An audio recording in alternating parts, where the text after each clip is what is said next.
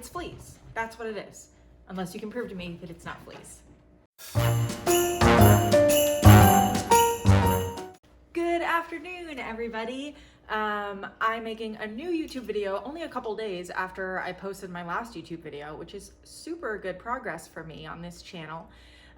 Today, I want to talk about my top 3 tips for fighting fleas. I'm in Florida, as you guys probably know. Fleas are one of our biggest veterinary complaints with our dogs and our cats. We see flea issues all the time. Every day, your veterinarian is dealing with multiple flea issues. So jumping right into it, first tip, this one is really important. People are gonna wanna fight me on this, but it's my biggest and best tip for fighting fleas. Use a prescription flea product. That means use a flea product that you bought from your veterinarian directly from them or through their online pharmacy. That's what you need to use. People like to buy flea products from Walmart and from PetSmart and from online stores. The issue with those non-prescription flea products, meaning over the counter, you can just walk up to Walmart and buy your product, they don't work. You're just throwing your money away. Now, if you have had dogs for 20 years, you might argue with me and say that Advantage works or Frontline works or Fipronil works. Fair enough. They don't work anymore. Again, this is me talking from my Florida experience. If you're in New York or Chicago, some of these products may still work for you, and more power to you if they do. But in Florida, non-prescription flea products do not work. I'm trying to say this really clearly because it's something that I have repeated thousands of times in my life. Reason being is the medications, the active ingredients in those products have been active ingredients we've been using to fight fleas for 20 or 30 years, if not more. And so just like antibiotic resistance is a huge problem in the human and veterinary worlds right now, fleas get resistant to these medications. Fleas reproduce very quickly.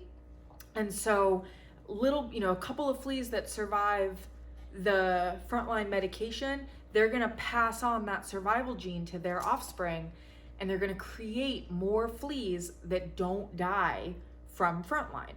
We've made this problem worse by not being consistent with our flea prevention, because these fleas are being exposed to the flea products, but not long enough and for high enough amounts to kill them.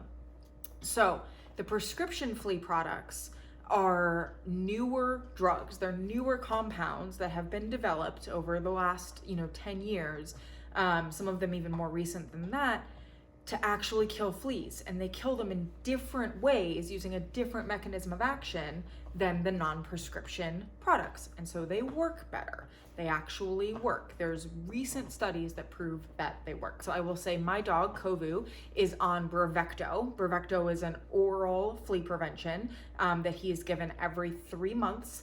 And that product stays in his body. And anytime a flea bites him, they die. There's a bunch of other prescription flea products. That's not me advertising Bravecto in any way, shape, or form. That's just what my dog is on. Okay, tip number 2. This one's kind of a 2-parter. First part is every animal in the house needs to be on flea prevention. That means your cats and your dogs. That means your indoor cats and your dogs. I'll admit, I've been guilty of skipping flea prevention on my cat Kit because he's mostly indoor as well. I've totally done it, so I get it. But if you're having a flea issue in your house, if your dog or your cat is having skin issues, it's probably fleas. And if your dog is having skin issues from fleas, your cat has to be on a flea prevention. Otherwise, whatever you use to treat your dog, it doesn't matter because the fleas are living on your cat and they're jumping on your dog and they're biting and they're reproducing from what's on your cat. People love to say your cat doesn't have fleas because they look at their fur coat and they don't see any fleas.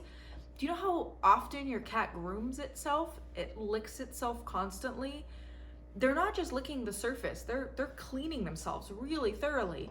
And so they eat those fleas. It sounds kind of gross, but that's what they do. They eat those fleas. So it's really common for us to not ever find fleas on a cat that is having an actual flea issue. So every animal in the house needs to be on flea prevention. That can get expensive. That's a common complaint that I hear is, well, you know, Scrappy is having a flea allergy dermatitis, and so we want to take care of Scrappy, but I've got 4 other dogs at home. Why can't I just take care of Scrappy? He's the one having the problem. My 4 other dogs are fine, and it's too expensive for me to put all 5 of my dogs on flea prevention. Well, the problem is Scrappy's not going to feel better as long as he's living with those 4 other dogs that are creating an environment for those fleas to live. If we don't do that, if we don't have all of our animals on flea prevention, and refer back to tip number 1, prescription flea prevention, then whatever we're doing to treat the animal that's having the issue, it's kind of pointless. And the second part of tip number 2, I kind of covered already, and that's to use that flea prevention consistently. Again, I'm speaking from Florida experience here, but definitely this applies to the Southeast for sure. We need to use flea prevention all year round. Fleas drop off of dogs and cats and lay eggs in the environment. And those eggs can stay dormant for weeks or months at a time and then reemerge later. It's why sometimes you'll see flea infestations when people move into apartments that have been vacant and you wonder, oh my gosh, how have these fleas been living here? What it is those eggs have been dormant in the carpets and in the baseboards. You don't need to have carpets to have fleas in your environment. They can be in hardwood floors too. Those eggs stay dormant, and then when people or animals move into the environment after it's been, you know, dark and cold for months at a time, the increased carbon dioxide from our breath and our animals' breath actually wakes those flea eggs up, and they all hatch and they all jump on the dogs and cats, and you have a brand new flea infestation. And so we need our animals to be on flea prevention year round for life. Flea prevention, you have to do it. All right, tip number 3. This one's kind of a generic veterinary tip. On my Instagram, I like to talk about pet owner PSAs. We'll call this one a pet owner PSA. If something is not working, if you're using a flea product on your dog or your cat and they're itchy, or you're seeing fleas on them, especially if they're scratching and biting at their back end above their tail, that's our classic spot for flea issues, is above that tail. Go to your vet, talk to your vet. The first sign of an issue, pick up the phone and call your veterinarian. They're not gonna charge you for you to call and say, this is my problem, what should I do? Now they might say, we need to see your dog, and of course then you'll pay for a physical exam, but it doesn't cost anything to call your veterinarian and ask the question. I see so many posts on the internet of people asking for advice for their pet. What food should I feed? What flea product should I use? This medication I'm giving isn't working, what do I do? These are questions for your pet's doctor. Please call your veterinarian first and ask those questions. We want to answer them. We know your pet better than the internet does. You know your pet better than anybody. And so if you think that there's an issue with your pet, call your pet's doctor, call your pet's veterinarian. But your pet's veterinarian can actually answer those questions versus somebody in a breed Facebook group that you're on that says, well, my dog had a similar issue 10 years ago and I treated it with apple cider vinegar and it worked. That doesn't mean anything. That doesn't mean anything. If there's a problem going on, or if you're using a prescription flea product and your dog is still itchy, don't just assume that the flea product doesn't work, or that your vet was trying to scam you, or that you need to change your dog's food. Please don't assume that. It's not usually the food, and if it is the food, it's not grain-free. That's a whole nother issue. But if there's an issue with your dog, call your veterinarian. They may advise you to try a different flea product. That's totally valid. They may advise you to add in another flea product on top of the one you're using. They're probably going to talk to you about the other pets in your house and make sure that all the pets in your house are being treated. Or there may be a new issue going on. It may not be fleas. I know I said it's always fleas, but it might not be fleas, especially if your animal's on a prescription flea product already. So call your veterinarian. That's tip number 3 and my pet owner PSA. Kobu doesn't have any fleas because he's on his prescription flea product every month. And my other animal in the house, my cat, is also on Flea Prevention.